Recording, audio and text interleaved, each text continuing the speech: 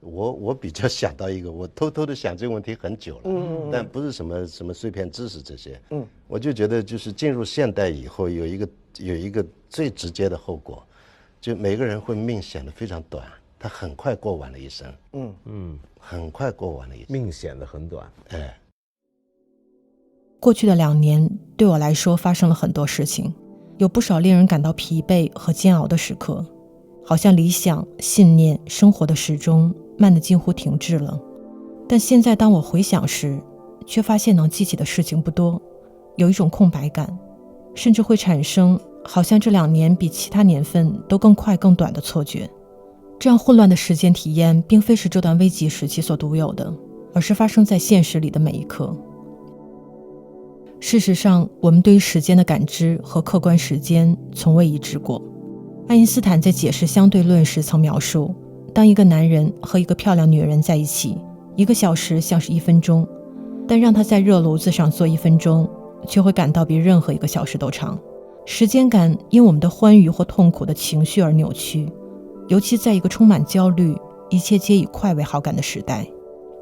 有一种经历几乎每个人都有过，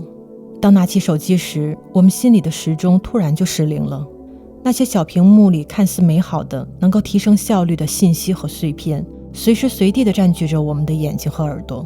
并将所有等待的时刻填满。渐渐的，我们习惯保持在一种看似专注，实则出神的状态，像是在自己的周围建造了一个真空。于是感官被封闭，忘了烦恼，忘了感受，听不到时钟的滴答作响，钟表指示的时间失去了所有的意义。这好像是一种悖论，我们会纠结于一部电影将近2个小时的时长，却在留恋于电影碎片的影像时花费了更多的时间。对速度和效率的向往，最终却伤害了效率，丢失了时间。这可能是我们这个时代独有的与时间的一种病态的关系。而如果说与加速的时间性最为对抗的艺术形式，我想没有比缓慢电影更合适的了。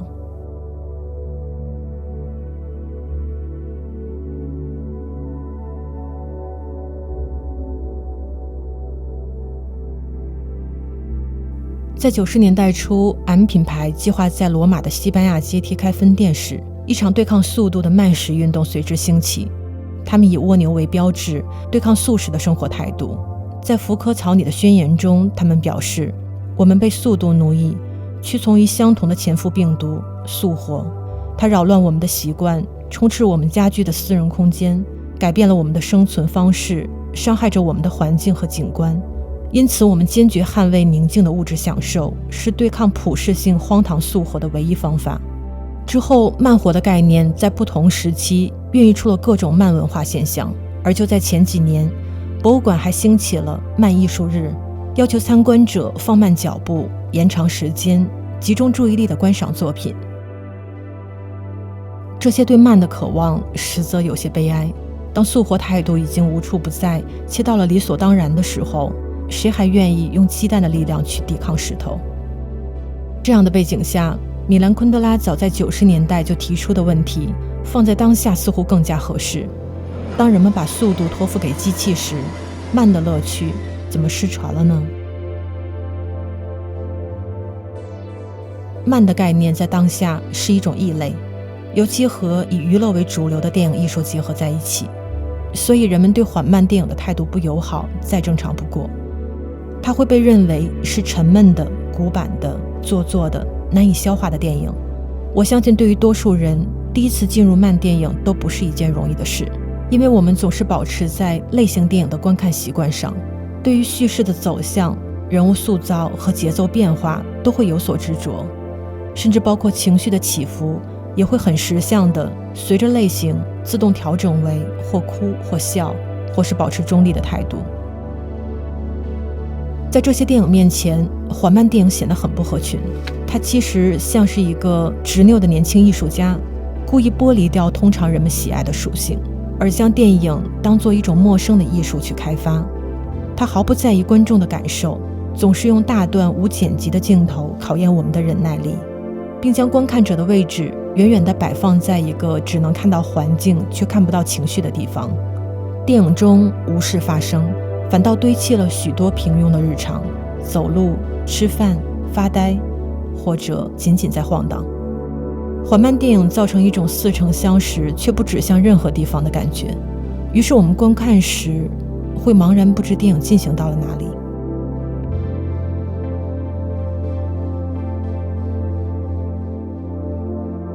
我曾读到一句话，观看缓慢电影好像在看油漆在干的过程。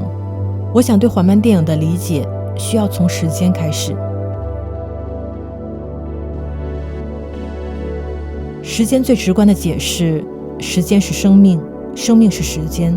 当生命停止，时间也就停止了。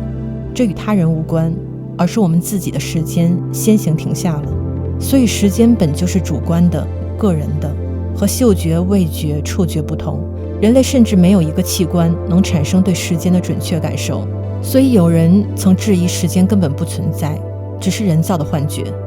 我们只能变相的把时间描述为一件件随时光流动的事件。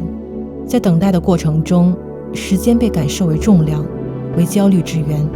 为再现那些极为迫切的问题。这也是缓慢电影最核心想要传达的东西。Ни одно из искусств не может зафиксировать время, кроме кино. По существу, что такое фильм? Это мозаика из времени. 电影是直接留存时间的方法，电影是雕刻时间的艺术。这是俄罗斯导演塔科夫斯基对电影的理解，但明显已经不适用于当代多数电影了。我们现在只能透过缓慢电影去感受时间这团极具生命力的火焰，拾起那些散落在时光里的素材，再重新摆放到时光序列中，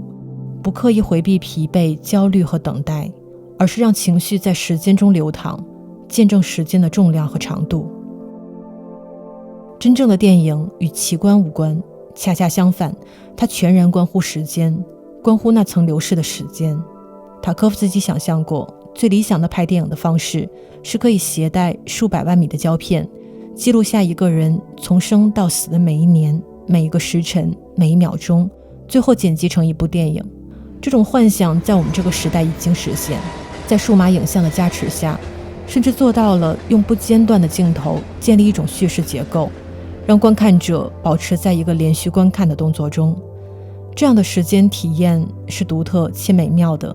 在一个好像无穷无尽的时光缓慢流淌的环境里，我们的耳朵、眼睛可以随心所欲地游走，与数不清的事物擦身而过，注意力可以停留在任何一个人或物品上，也可以沉浸在声音中。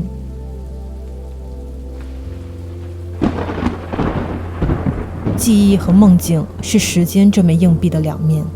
记忆是值得信服的时间，而梦境则是一种灵魂出窍的体验。缓慢电影用这两种方式再现了我们和时间的关系，而它最独特的是不会清晰地打开进入回忆或梦的入口。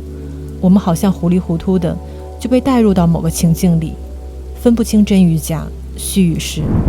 一个清晰的包含现实细节的图像，可能在描绘一个支离破碎的梦境，真实到可以品尝；而一个虚幻的、跳脱的、违和的画面，却可能在某个维度上真实的发生，让谎言无处可躲。缓慢电影就其本质而言，就是在质疑我们自以为是的东西。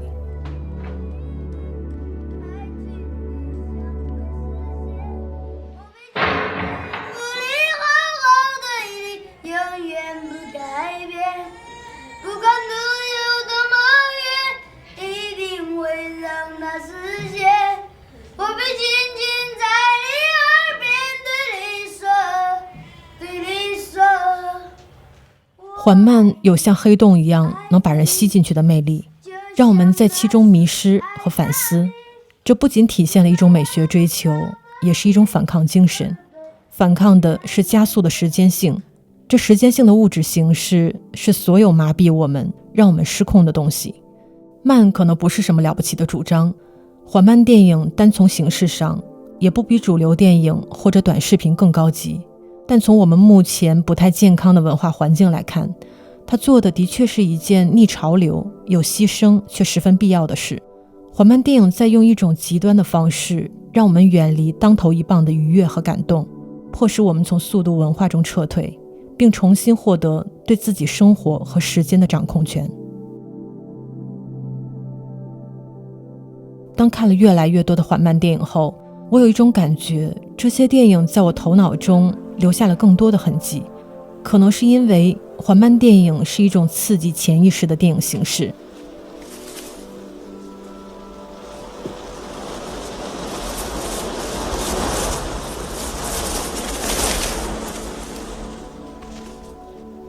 它好像对我们做了一些我们很难解释的事情，也许需要时间来慢慢了解。缓慢电影就是在重整我们与时间、与物件、与人和其他生物之间的关系。这种重整不仅在电影内，也在生命里。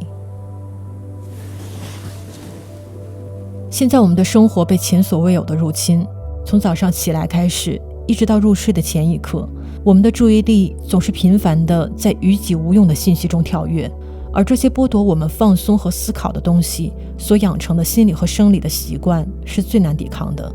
有看法认为这些变化已经不可逆了，但总有那么一刻，我们想要反抗，试图找个安静的时间，看一本书、一部慢电影，或者到大自然中走走。虽然最后我们还会回到那个套子里，但我并不认为这样的抵抗是徒劳无功的。而如果你愿意在看完这个视频之后，试着从一部缓慢电影开始，找回我们儿时那种悠长的时间感，那既是我做这一期视频的意义。